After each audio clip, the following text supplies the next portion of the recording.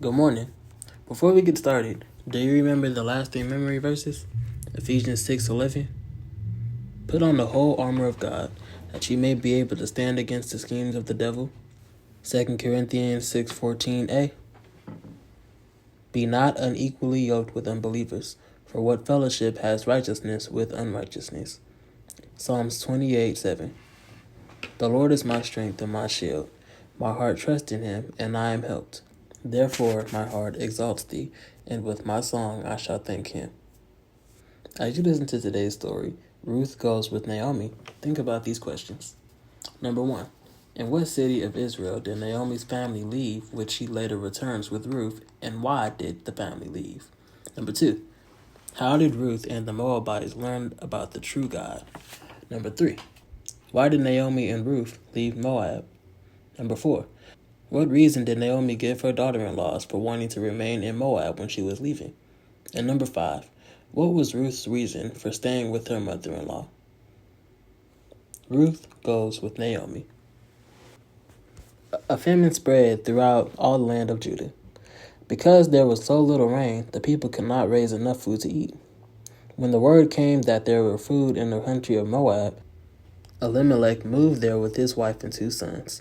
They decided to stay in Moab until the famine was over. Even though heathens surrounded Elimelech and Naomi, they worshipped the one true God. They taught their sons to worship him too. Then Elimelech died. How much Naomi and her 2 sons missed him. Now, Mahlon and Chilion cared for their mother.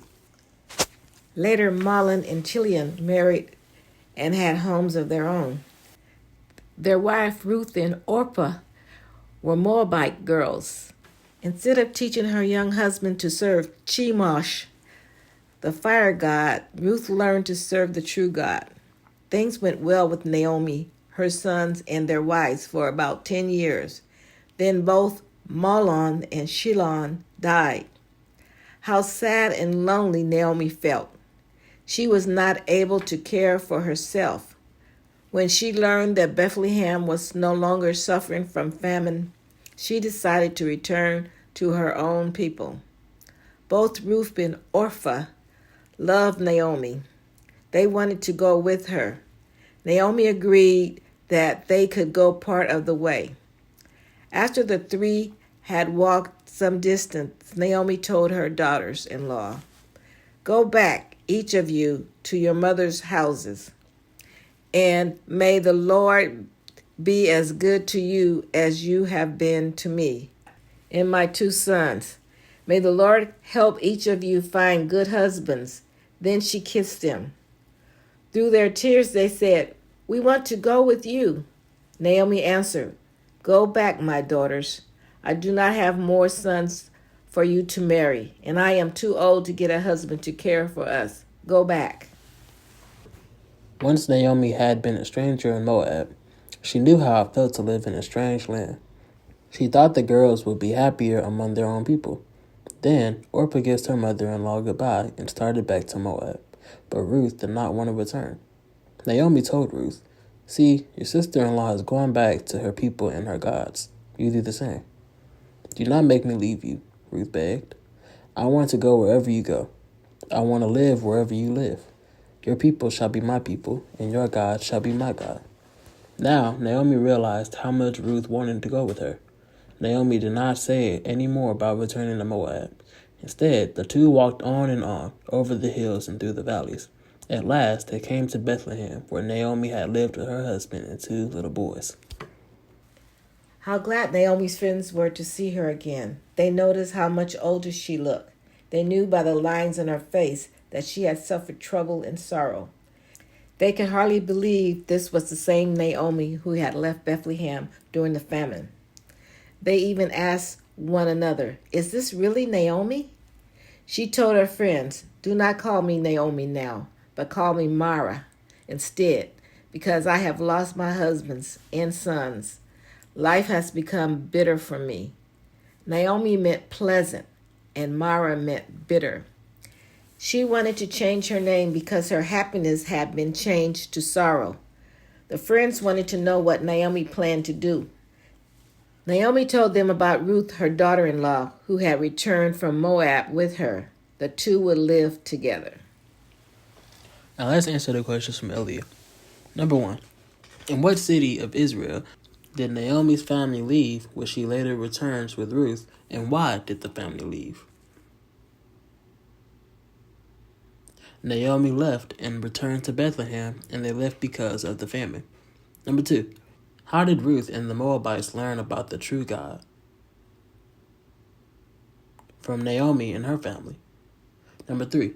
Why did Naomi and Ruth leave Moab?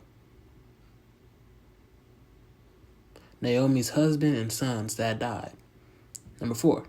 What reason did Naomi give her daughter-in-laws for wanting to remain in Moab when she was leaving? She had no more sons and they needed to find husbands. And number 5. What was Ruth's reason for staying with her mother-in-law? She wanted to go wherever Naomi went and wanted Naomi's people to be her people and Naomi's God to be her God. This week's memory verse is Exodus chapter 34, verse 14. Do not worship any other God, for the Lord, whose name is jealous, is a jealous God. Think about it. Make me like Joe. A drunk was miraculously converted at a Bowery mission. Prior to his conversion, Joe had gained the reputation of being a dirty wino for whom there was no hope, only a miserable existence in the ghetto. But following his conversion to a new life with God, everything changed. Joe became the most caring person that anyone associated with the mission had ever seen. Joe spent his days and nights hanging out at the mission doing whatever needed to be done. There was never any task that was too lowly for Joe to take on. There was never anything that he was asked to do that he considered beneath him. Whether it was cleaning up the vomit left by some violently sick alcoholic or scrubbing the toilets after careless men left the bathroom filthy, Joe did what was asked with a soft smile on his face and with a seeming gratitude for the chance to help. He could be counted on to feed feeble men who wandered into the mission off the street, and to undress and tuck into bed men who were too out of it to take care of themselves. One evening, when the director of the mission was delivering his evening evangelistic message to the usual crowd of still and sullen men with dropped heads, there was one man who looked up, came down the aisle to the altar, and knelt to pray, crying out for God to help him to change. The repentant drunk man kept shouting, "Oh God, make me like Joe. Make me like Joe. Make me like Joe. Make me like Joe." The director of the mission leaned over and said to the man, "Son, I think it would be better if you prayed, make me like Jesus."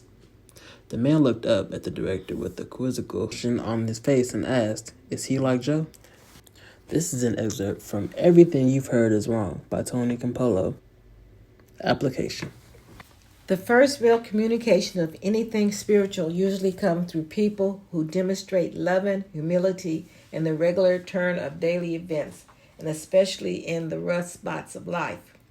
When we share the humble spirit of Christ in the workplace, at school, at home, or wherever we are, we do more to point people to Christ than any kind of preaching or evangelistic technique.